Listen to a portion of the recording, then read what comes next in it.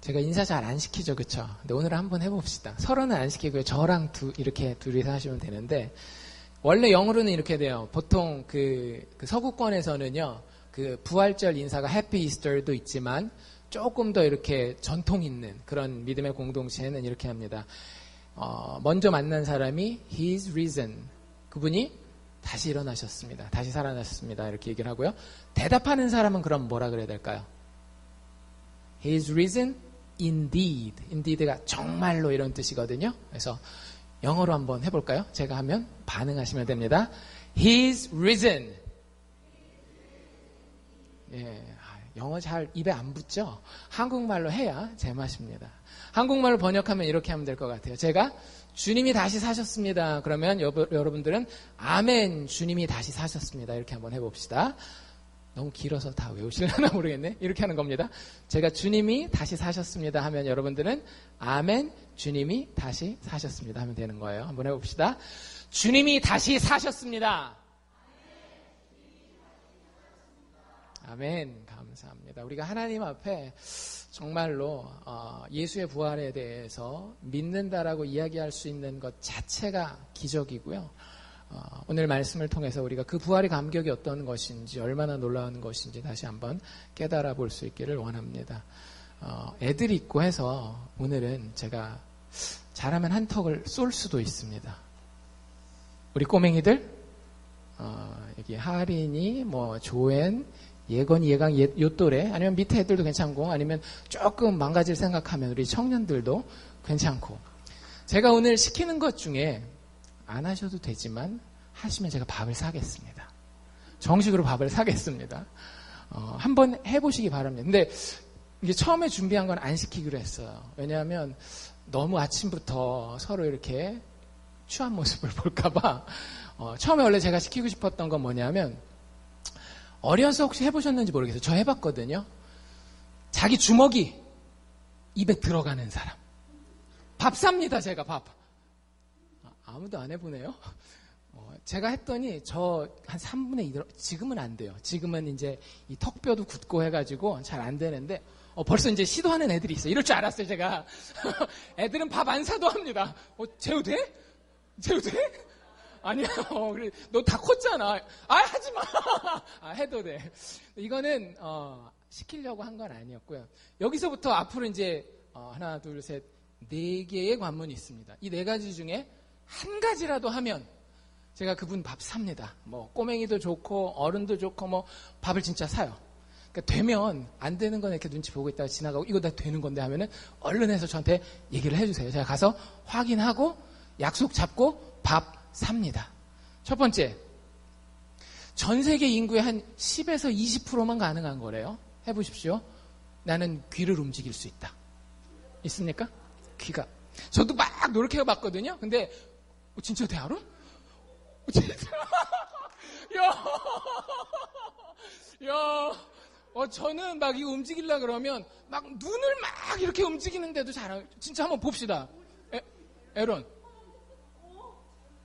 재우도 돼? 해봐. 이상한 사람들이 있네요, 저희 동네. 또 있으세요? 귀가 움직이시면. Can you move your ears? 요셉이도 돼요? 요셉이 눈을 움직이고 있는데, 지금. 이렇게 1단계부터 되는 사람이 쉽게 있으면 안 되는데. 둘은 그러면 제가 약속 잡겠습니다. 전 세계 10에서 20%밖에 안 되는 거래요. 대부분의 사람들에게는 불가능 겁니다. 그쵸? 막, 어른들 안 시켰는데 꼭 이렇게 해보시는 분들이 있어요. 자기는 확인이 안 되고요. 옆에 사람한테 봐달라 그래야 돼요. 이게 유전적으로 한 1, 20%가 되고, 진짜 피나는 훈련을 하면 되기도 한답니다. 저는 피는 안 나는데 훈련을 해보니까 잘 안 돼요. 되게 안 돼요. 그 다음에 이것도 전 세계 인구의 한 10% 정도 가능한 건데요. 우리 중에 10%에 드는 분이 있나 한번 봅시다. 혀로 코가 닿는 분. 지금 제가 말하자마자 바로 해보시는 분들이 꼭 계세요. 이게 밥 사요. 밥 돼요? 쉽지 않아요. 쉽지 않아요. 혀가 근데 되는 사람 진짜 있다 그러더라고요. 어떤 사람이어야 돼요? 혀가 상당히 길어야 되겠죠. 이렇게 막 코도 막 내려보고 혀도 땡겨보고 했는데 저는 혀가 짧은가 봅니다. 안 돼요. 그 다음에 요거는 조금 유연하면 될 수도 있어요. 이렇게 내가 좀 유연하다 하면 자기가 한 번도 안 해본 동작이거든요. 이거는 대부분. 그래서 진짜 닿는 사람이 있을 수도 있어요. 이거는 뭐냐면 혀를 요 팔꿈치에 갖다 대는 거예요. 예, 되는 분 있어요? 두 가지 조건이 맞아야 돼요. 뭐가 돼야 될까요? 일단 혀가 좀 길어야 되고요. 또 한 가지는 팔이 짧아야 돼요. 되십니까? 많이 멀어요. 저기도 많이 멀고. 요가 하신 분 안 계시나 봐요. 이거 되는 사람이 있대요. 되는 사람이 있대는데 다행입니다. 밥을 더 안 사도 될 것 같아서 둘이서 힘을 합쳐서 어떻게 해서든지 먹어보려고 하는데 대부분 안 될 겁니다. 전 세계에서 아무도 안 되는 거 하나 알려드릴게요. 이거는 뭐 제가 시키지는 않겠지만 여러분들 그거 알고 있으세요? 여러분들이 그 눈을 뜨는 한 항상 보는 게 있어요. 뭘까요? 여러분들이 눈을 딱 뜨면 항상 보는 게 있어요. 누가 정답을 얘기한 것 같은데? 코예요. 여러분들 모르셨죠? 여러분들이 인식을 못하고 있어서 그렇지 눈을 딱 뜨면은요. 지금 한번 확인해 보세요. 안경 쓰신 분들은 안경 벗고 진짜 내가 코를 보고 있나. 두 눈 뜨면 좀 힘들거든요. 한 눈씩만 떠서 보면 보기 싫어도 여기 살짝 이렇게 코가 보여요. 그쵸? 돼요. 이거는 되는 거고 안 되는 거. 안 되는 건 뭐냐면 자기 눈으로 귀를 보실 수 있는 분. 아무리 이게 넓어도요. 귀는 잘 안 보여요. 그쵸? 이거 귀 보실 수 있는 분이 있었으면 제가 부패로 일주일 동안 쏘실 수도 있었는데 절대 없다는 걸 알기 때문에 뭐 어쨌든 왜 갑자기 부활절 아침에 이런 걸 막 시켜봤을까요? 물론 애들도 있고 하긴 하지만 여러분들 세상에는 불가능한 것들이 있습니다. 그쵸? 해보니까 어떤 것들은 해도 이게 원래 안 되는 거예요. 그런 게 있어요. 그쵸? 뭐 어떤 것들은 노력하면 되는 것도 있겠지만 어떤 것들은 내 노력 여부와 상관없이 이거는 인간의 그 얼굴 구조 자체가 이 눈이 귀를 본다는 거는 불가능해요. 뭐 이 각이 몇 도나 나와야 되겠어요. 뭐 마이너스 뭐 몇 도까지 이렇게 나와야지 보일까 말까 하는데 세상에는 불가능한 것들이 있습니다. 이걸 잘 기억하십시오. 세상에는 어떤 것들이 있다? 불가능한 것들이 있다. impossible, 영어로 이렇게 얘기를 하죠. impossible 한 것이 있다라는 걸 일단 여러분들 기억해 놓으셔야 돼요. 그러면서 오늘 우리가 성경 본문으로 곧 들어갈 텐데 이 부활절에 이게 오늘 우리가 읽은 2장, 사도행전 2장 말씀이 베드로라는 목사님이 설교한 거거든요. 사도 베드로가 설교한 건데 이 베드로의 설교를 통해서 또 한 가지 불가능한 게 있다라는 걸 우리가 찾으실 수가 있을 거예요. 미리 눈치채신 분이 있을지도 모르지만 아직 제가 이렇게 분위기를 보니까 대부분 답을 모르시는 것 같거든요. 그러니까 오늘 설교를 들으시면서 오늘 베드로의 설교에서 우리한테 뭐가 불가능하다라고 얘기해 주고 있나를 한번 답을 찾아보세요. 제 설교가 끝나기 전에 찾으시면 꽤 성경을 이해하는 눈이 있으신 거고요. 아니면 그냥 따라오셔도 상관없습니다. 우리 눈으로 귀를 보는 것이 불가능한 것처럼 한 가지 불가능한 것에 대해서 이야기를 하는데 사도행전 2장은 어떤 이야기인지 혹시 아세요? 사도행전 2장은 베드로가 많은 사람들이 이렇게 교회라고 해봅시다. 교회에 왔어요. 그래서 그 사람들에게 설교를 하는 거예요. 목사님이고 사도니까 설교를 합니다. 설교의 내용이 쭉 길어요. 2장 한 중간쯤부터 시작해가지고 거의 끝나는 데까지가 베드로의 설교예요. 근데 이제 여러 가지 앞, 뒤 이야기를 제껴놓고 핵심만 제가 먼저 요약을 해드리겠습니다. 베드로가 초대교회에 거의 처음으로 기록되는 설교예요. 그러니까 우리가 설교라고 하는 것이 교회에서 요즘에는 매주일 하지만 공식적으로 이렇게 사람들이 회중이 모인 가운데에 목사님이 앞에 나와서 설교한 아마 첫 번째 설교일 겁니다. 예수님이 승천하시고 난 이후에. 그러니까 굉장히 중요한 설교고 아주 기독교의 핵심을 담고 있겠죠. 그렇죠? 그 내용을 요약하면 이렇습니다. 첫 번째, 그러니까 뭐 1대지, 2대지, 3대지라고 한다면 첫 번째 베드로 설교의 요약. 주의 이름을 부르는 자는 구원을 얻을 것이다. 이게 베드로 설교의 핵심이에요. 우리 아까 안 읽었는데 그 앞에 나와 있는 21절 혹시 찾으신 분들은 같이 한번 읽어봅시다. 시작. 누구든지 주의 이름을 부르는 자는 구원을 얻으리라 하였느니라. 이게 이제 구약성경 요엘에 나와 있는 말씀을 베드로가 인용해서 사람들, 이렇게 앞에 모여있는 사람들에게 누구든지 주의 이름을 믿는 자는 구원을 얻을 것이다 라고 이야기를 하고 있어요. 이게 무슨 뜻이냐, 이렇게 생각하시면 돼요. 여러분들, 인생에는요, 우리의 인생에는 우리의 인생을 구원해주는 주인이 있다라고 하는 거예요. 보통 그런 생각 안 하죠. 모든 사람들은 무슨 생각을 해요? 내 인생의 주인은 나다. 내 인생의 구원자는 누구다? 나다. 내 인생의 성공을 위해서는 누가 제일 열심히 뛰어야 된다? 나다. 나 이렇게 가잖아요. 근데 베드로의 설교의 첫 번째 대지가 뭐였는가 하면 주의 이름을 불러야지만 우리가 구원을 얻는다라고 하는 거예요. 우리 인생에 주라고 하면 너무 종교적일까 봐 주인을 제대로 모셔야 우리의 인생 가운데에 구원이, 쉽게 얘기하자면 일이 잘 풀리고 죽은 다음에도 책임질 수 있는 어떤 능력이 우리 삶 가운데 생긴다라고 하는 거예요. 그게 베드로 설교의 첫 번째 대지였습니다.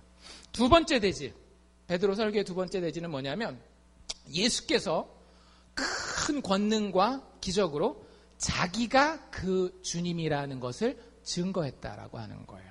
제가 22절 읽어드릴게요. 아까 우리가 읽은 건데, 이스라엘 사람들아 이 말을 들으라. 너희도 아는 바에 하나님께서 나사렛 예수로 큰 권능과 기사와 표적을 너희 가운데서 베푸사 너희 앞에서 그를 증거하셨느니라. 하나님이 예수님에게 기적을 행할 수 있는 능력을 주셨어요. 왜요? 그냥 자랑하려고? 아니에요.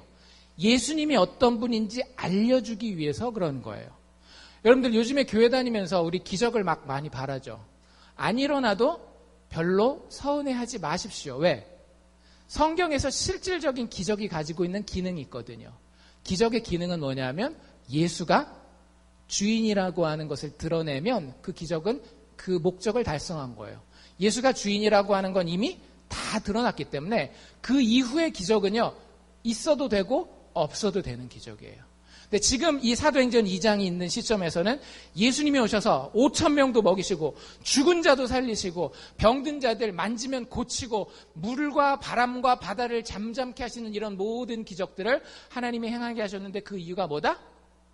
예수님이 우리 인생에 진짜 능력 있는 주인이다를 보여주기 위해서. 여러분들, 돈이 우리 인생에 진짜 능력 있는 주인이 아니에요. 내 능력이, 나의 재능이 내 인생에 진짜 능력 있는 주인이 아니라고요. 나의 의지력과 나의 도덕성이 내 인생에 정말 중요한 주인이 아니에요. 내 인생을 구원할 수 있는 진짜 주인은 누구밖에 없다? 2000년 전에 오셔서 하나님의 능력으로 하나님의 모든 예언을 성취하신 예수님밖에는 없다. 이게 베드로 설교의 핵심입니다. 우리가 믿건 안 믿건 그건 나중 문제고요. 베드로가 설교하는 그 순서가 그렇다라고요.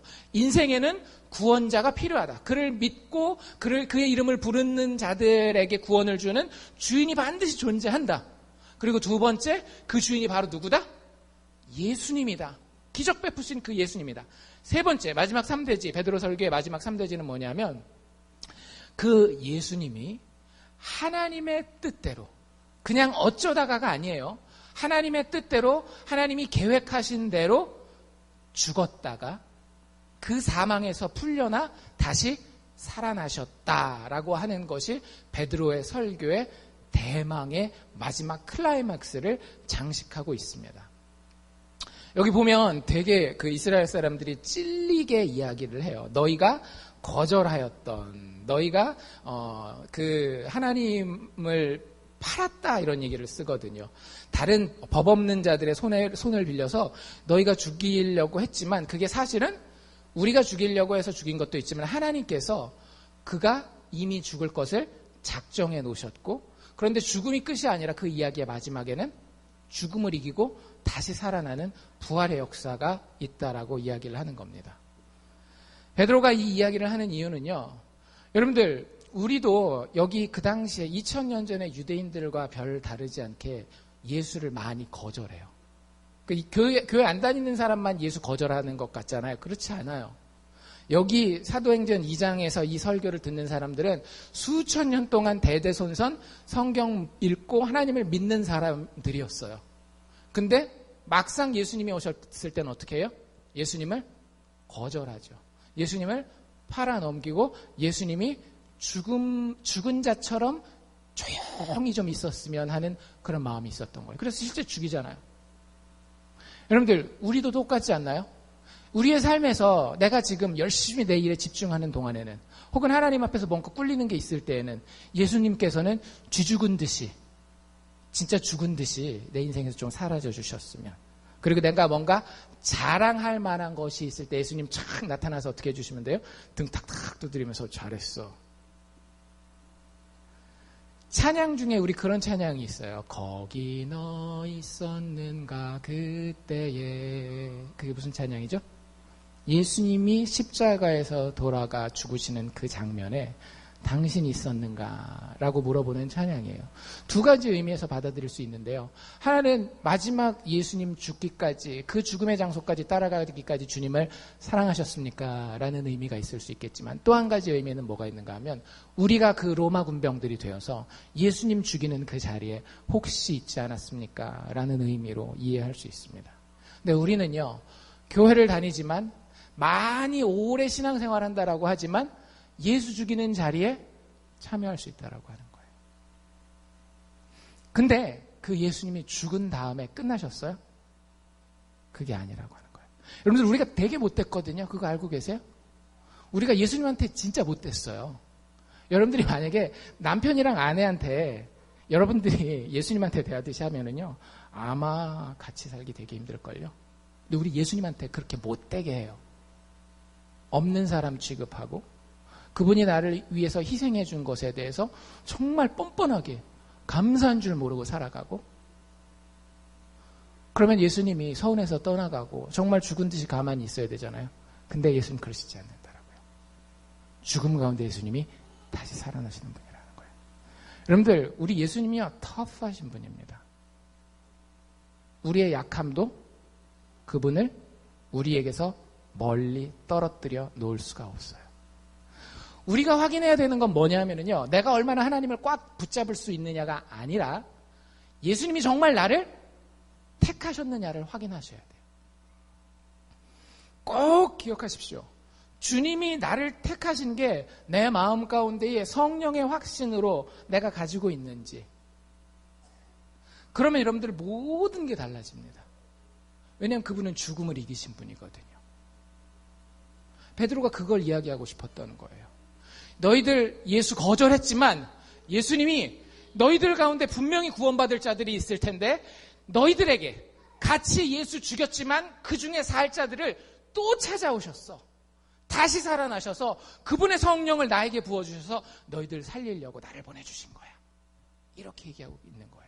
그게 베드로 설교 핵심입니다. 그래서 부활하신 그 주님께로 돌아오라라고 이야기하는 것이 베드로의 메시지입니다. 거기까지가 베드로의 이야기의 끝이에요. 그럼 우리 처음으로 다시 돌아가 봅시다. 제가 여러분들에게 드렸던 질문이 있었죠. 어떤 질문이었어요? 오늘 이 베드로의 부활 설교거든요. 베드로의 부활 설교를 통해서 이게 불가능하겠구나라는 거 한 가지를 성경은 우리에게 알려주고 있더라고요.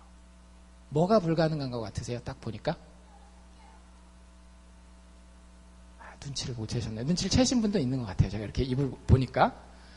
여러분들, 하나님에게 불가능한 게 하나 있어요. 뭔 얘기야? 하나님 전지전능한 거 아니야? 하나님 다 할 수 있는 거 아니야?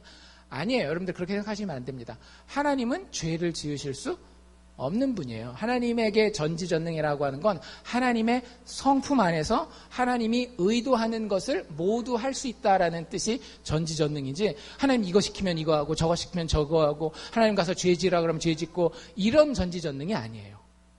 근데 그 하나님에게 진짜로 불가능한 것이 하나 있어요. 뭘까요? 오늘 우리가 읽은 성경에 나와 있습니다. 24절 하반절부터 나와 있는데요. 이는 그가 사망에 매여 있을 수 없었습니다. 하나님한테 불가능한 게 뭐라고요? 예수님에게 불가능한 것이 뭐라고요? 예수님이 무덤에 갇혀 있는 것은 예수님에게 불가능한 일이라고 하는 거예요. 여러분들 이게 무슨 의미인지 곰곰이 곱씹어 보시기를 바랍니다. 하나님에게는 모든 것이 가능하지만 이거 단 하나, 무덤에 갇혀 있는 것, 무덤에 붙들려 있는 것은 그분에게 불가능한 일이에요.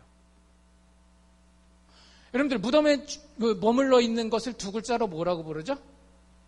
죽음이라고 부르죠. 우리에게 죽음은 뭐예요? 가능한 거예요. 아니, 가능한 게 아니라 우리 모두가 맛볼 수밖에 없는 거예요. 우리에겐 오히려 뭐가 불가능해요? 부활이 불가능하죠. 그렇지 않나요? 우리에게는 부활이 불가능해요. 죽었다고 어떻게 다시 살아나? 여러분들 만약에 저희 아버지가 어제 돌아가셨다가 오늘 아침에 다시 살아났습니다 하면 와, 목사님네 집은 역시 신령한가 봐. 아버지가 돌아가셨다가 다시 살아나셨다. 그러시겠어요? 그럴 사람들 없잖아요. 에이, 목사님이 뻥은 이럴 거 아니에요. 여러분들 절대 우리의 상식으로 봤을 때에는 부활이 불가능한 거예요. 근데 하나님한테는 뭐가 불가능하다라고요? 죽음이 불가능하다라고요. 깊이 묵상하십시오. 여러분들이 정말 예수 그리스도의 죽음과 부활을 통해 드러난 하나님을 믿는다라고 하면 그분에게 진짜 무엇이 불가능한지, 그분에게는 죽는 것이 불가능했습니다. 우리는 부활이 불가능하다라고 생각하지만 죄 없는 하나님이신 예수께는 죽음에 머무는 것이 불가능하다라고 하는 거예요. 이게 도대체 나한테는, 예수 믿는 나한테는 어떤 의미가 있는 건가요? 여러분들, 인생을 살다 보면 우리에게는 절박하지만 절대적으로 불가능한 죽음과도 같은 상황들이 있지 않나요? 의사도 못 고치는 병, 내 남편, 내 아내도 위로해주지 못하는 내 마음, 자식도 어떻게 해줄 수 없는 나의 여러 가지 문제들, 내 베스트 프렌드도, 내 부모도 책임져 줄 수 없는 나의 미래, 진짜 절박해요. 내가 안 이랬으면 좋겠고 여기서 한 걸음 앞으로 나가고 막 긍정적으로 뛰고 싶어요. 근데 그게 나에겐 절대적으로 불가능해요. 마치 사람들이 죽으면 무덤 가운데 붙잡혀 있는 것처럼 내가 육신의 숨은 쉬지만 더 이상 이 범위를 벗어날 수가 없는 거예요. 살아있지만 살아있다라고 이야기할 수 없는 죽음 가운데 사는 그 삶. 여기서 벗어나는 것이 너무나 불가능해요. 근데 그 사람이 예수를 믿으면 상황이 완전히 바뀝니다. 예수는, 우리가 부활하신 예수를 믿잖아요? 그럼 우리 손을 덥석 잡아요. 그리고는요, 이렇게 얘기를 해요. 야, 너는 나와 앞으로 한 몸이야. 이걸 신학적인 용어로 The Union with Christ, 그리스도와의 연합이라고 부르거든요. 예수가 불가능한 게 있어요. 뭐가 불가능하다라고요? 예수는 죽음에 머물러 있을 수가 없어요. 그러면 우리가 예수님과 한 몸이 됐어요. 우리가 죽을 것 같은, 여기서 벗어나오는 것이 너무나 불가능한 것 같은 상황에 묶여 있을 때 예수 손 딱 잡으면 어떻게 되는 거예요? 우리도 예수처럼 그 죽을 것 같은 불가능한 상황에서 절대적으로 머물 수가 없는 거예요. 그게 내 성품이 되었던지, 내 상황이 되었던지, 인간관계가 되었던지, 우리가 부활의 예수를 분명히 붙잡기만 하면 우리는 죽을 수가 없는 거예요. 절대적으로 절박하지만 불가능하다라고 생각하는 일 가운데에서 절대적으로 벗어날 수밖에 없는 자가 되는 겁니다. 놀랍지 않나요? 집에 가서 진짜 깊이 묵상해 보세요. 예수가 십자가에 못 박혀서 죽으셨지만 무덤이 그를 붙들어 놓을 수 없어서 사흘 만에 토해냈어요. 내가 그 예수와 연합하면 죽음이, 죽을 것 같이 절박하고 절대적으로 불가능한 그 상황이 더 이상 나를 품을 수가 없어서 나를 하나님의 영광으로 토해내어 놓을 수밖에 없다라고 하는 거예요. 여러분들 무슨 능력 가지고 인생을 살아가십니까? 그저 잘난 내 머리? 내 신체적인 능력? 세상 사람들과의 인맥? 도대체 무엇이 여러분들의 인생의 가장 큰 능력입니까? 여러분들이 그게 돈이 됐건 건강이 됐건 명예가 됐건 뭘 의지하든지요, 결국에 우리의 인생은 그것만 의지해서 살면 죽게 됩니다. 근데 부활하신 예수를 붙들면은요, 이제는 내가 사는 것이 아니라 내 안에 그리스도께서 사시는 게 돼요. 여러분들, 어떤 가난한 여자가 한 나라의 왕과 결혼을 했어요. 더 이상 그 가난한 여자가 허름한 옷 입고 다니는 게 가능해요, 불가능해요? 불가능하지 않나요? 허름한 옷 입히면 어떻게 해요? 왕이 와서 왕비, 사랑하는 나의 왕비, 그거 입지 말고 이 좋은 비단 옷 입어 하고 입혀주지 않겠어요? 왕비가 맨날 이게 쪼가리 길에 떨어진 음식 막 주워 먹고 그래요. 근데 왕과 결혼하는 순간 어떻게 되는 거예요? 더 이상 그 길에 떨어진 쪼가리 과자 주워 먹을 수 있어요, 없어요? 못 먹잖아요. 먹고 싶겠어요? 먹고 싶지도 않고, 또 왕이 내 옆에 있기 때문에 그럴 수가 없는 거예요. 왜? 왕에게 그게 불가능하고 나는 법적으로 그와 하나가 되었기 때문에. 여러분들, 부활을 믿는다라고 하는 것은 이렇게 능력이 있는 겁니다. 우리가 예수 믿는다라고 하는 거는요, 기독교의 핵심이 뭐예요? 예수님이 하나님의 아들이 아니에요. 여러분들 정확하게 하십시오. 기독교의 핵심은 부활입니다. 오늘 새벽 예배 때도 제가 말씀드렸지만 기독교의 핵심은 부활이에요. 여러분들, 사도행전을 비롯한 바울 서신 신약 성경의 모든 설교를 보십시오. 그 설교의 핵심은 예수 믿으면 잘 되고 이런 얘기 안 해요. 예수께서 하나님의 아들로서 죽으시고 다시 살아나셨다. 우리는 죽은 예수님이 다시 살아나는 걸 눈으로 본 사람들이다. 이게 초대교회의 메시지예요. 교회가 뭘 이걸 하고 저걸 하고 이런 메시지 하나도 없어요. 사실은 교회의 핵심은 죽은 예수가 하나님의 뜻과 계획 가운데, 하나님의 인정함 가운데 능력으로 다시 살아난 거예요. 그래서 우리에게 절대적으로 불가능한 것이 이제는 절대적으로 가능해질 수밖에 없다라고 하는 거. 그게 우리의 신앙의 핵심이어야 됩니다. 여러분들, 자녀들에게도 그저 도덕적인 것 가르치고, 우리의 젊은 세대들에게도 열심히 하고 괜찮은 인간 되면, 아니면 줄만 잘 잡으면 인생 잘 살 수 있다라고 이야기하지 마십시오. 그리고 여러분들 스스로에게도 그렇게 이야기하지 마십시오. 우리의 인생은요, 예수와 연합할 때에, 그래서 그 부활이 나의 부활이 될 때에만 비로소 그리스도인다운 삶이 되는 겁니다. 여러분들, 그리스도인의 삶은 아름다워요. 그리스도인의 삶은 능력이 있어요. 그리스도인의 삶은 지지 아니하고요. 그리스도인의 삶은 절대 죽을 수가 없어요. 그 안에서, 예수 그리스도의 부활 안에서 우리의 기쁨과 소망과 목적이 날마다 꽃피고 날마다 열매 맺게 되어집니다. 여러분들은 누굽니까? 여러분들은 그 부활 앞에서 누구입니까? 그저 그 부활을 관찰하는 관찰자입니까? 아니면 그 소식이 아무 나랑 상관없는 방관자입니까? 아니면 그저 그 부활이라고 하는 천국 가기 위한 팩트에 대해서 굉장히 이기적인 태도로 내가 뭔가 얻을 게 있을까 해서 다가가는 종교인의 모습입니까? 아니면 참 크리스찬입니까? 여러분이 예수 믿으면, 여러분이 예수의 부활 안에만 있으면 여러분들의 인생은 세상과 절대 같을 수 없습니다. 여러분, 2018년 부활절 아침입니다. 우리 모두가 여기에 그리스도인이라고 불리우는 주님의 살과 피에 참여한 우리 모두가 예수 그리스도 이 부활의 확실성과 능력에 불타는 마음을 가지고 올 한 해 또 우리의 평생을 살 수 있기를 주의 이름으로 축원합니다. 기도합시다.